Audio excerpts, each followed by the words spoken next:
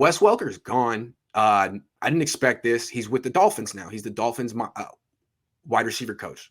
Took a lateral move, which to me says no state income tax in Miami. He probably got a little bit of a raise. He has a huge family. He has a ton of kids. Maybe they were over the South Bay. Nothing against the South Bay, but maybe they were over California in general. Maybe they were over the West Coast. So they get to go back to Miami where he played. And the Niners are now going to need a new wide receiver coach. What are your thoughts?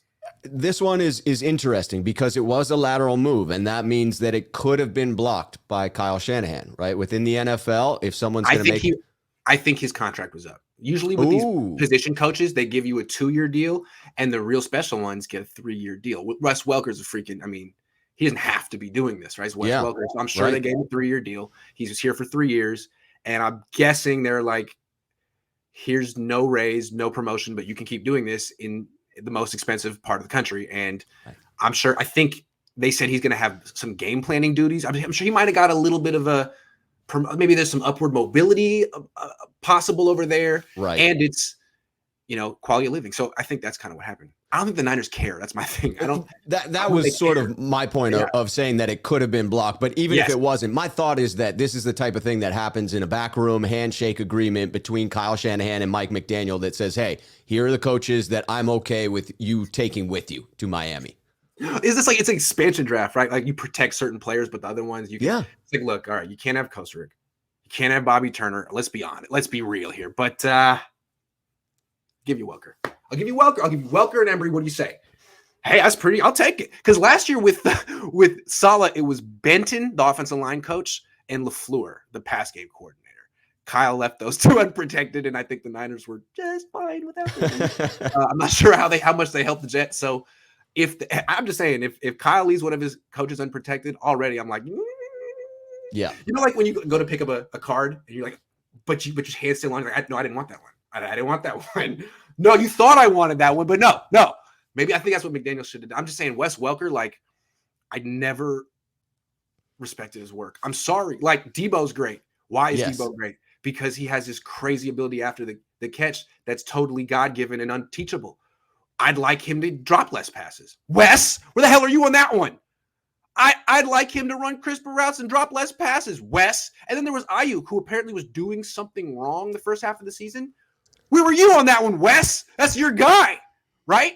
I'm just saying. So maybe a better wide receiver coach actually takes these guys to another level. Yeah, I tend to agree that there are reasons to critique Wes Welker in areas where other receivers could have stepped up.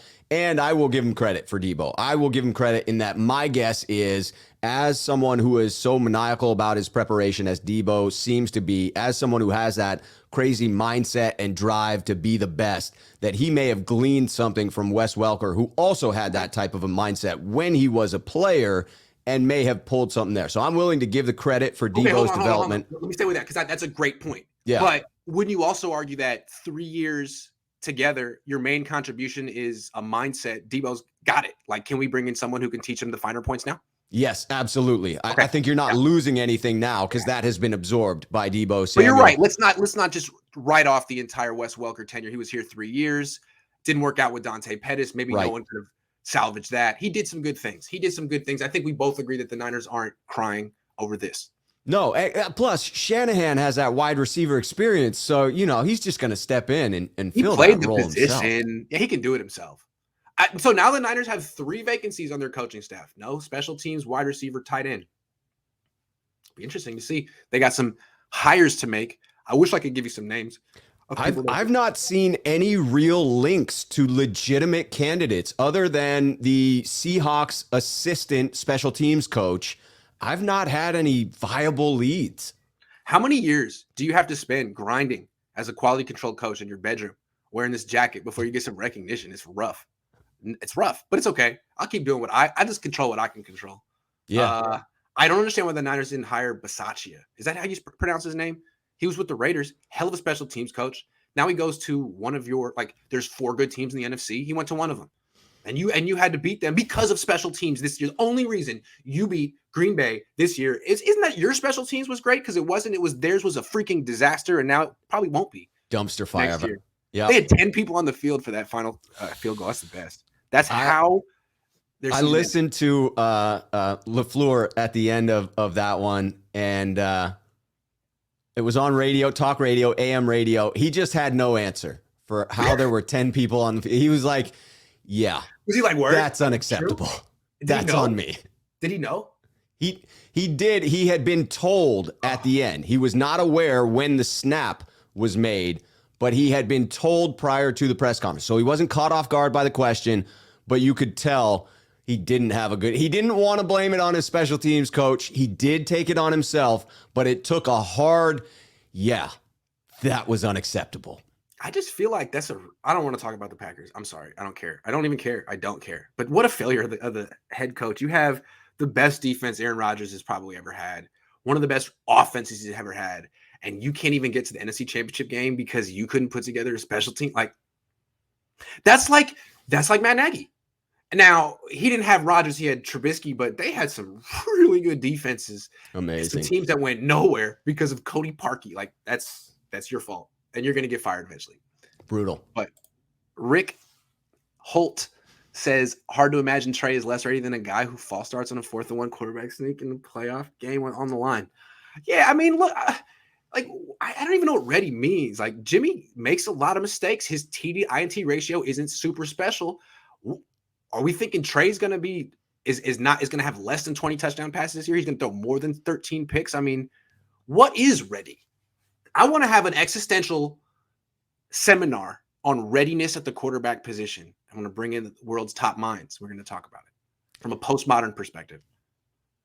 That sounds deep. I mean, I don't even know if I want to be on that panel. I just want to watch. But I think the only way I'm buying the ready, and I don't think Joe is qualified, not that he's not qualified. He's a great quarterback, so he's qualified to speak on it. But I don't know that he is informed enough to be able to provide the insight we need to be accurate. The only thing I could think about readiness is if there is a throwing motion issue. And unless you're speaking with Trey, speaking with his coaches, speaking with Shanahan, people who watched him all season, I don't think you can definitively say that.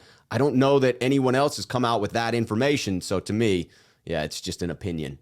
Yeah, and like last year, he was preparing for the draft at this time. There was no vaccine at this time. The world was a very different place. Now he has a full off season to do all the mechanic work the Niners want him to do. He can go to the coach they want him to go to. He can work on the things they want him to work on. And then he can theoretically have OTAs, minicamp, training camp as the starter in an offense that's built around him. Not like, hey, go be the backup.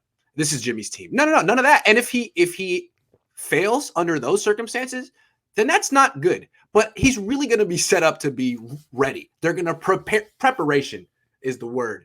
They're going to prepare him. And if he's not ready after a full off season of preparation plus a year of like redshirting last year, then we got a problem.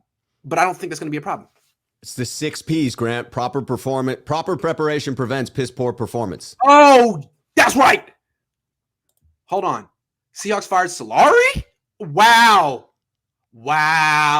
Think we should bring him back? Yeah. But I mean, they have an offensive line coach, but as long as we're bringing back former coaches from the Harbaugh era, we're going to talk about that next. Solari is a great offensive line coach. I really thought he was one of the better things that happened to Seattle because until he got here, their offensive line couldn't do anything well. And he actually turned them into a decent run blocking unit when they had, I mean, I'm just saying. So yeah, bring him back in as a consultant or something. He's going to get a job though. He's great. I'm all for anything coming back from the Harbaugh era. Reunited, and it feels so good. A bridge to the past. It's crazy. Now he's got to get Mariucci in here, and then it'll be complete. Wes Welker got a little bump in responsibility in Miami. Yeah.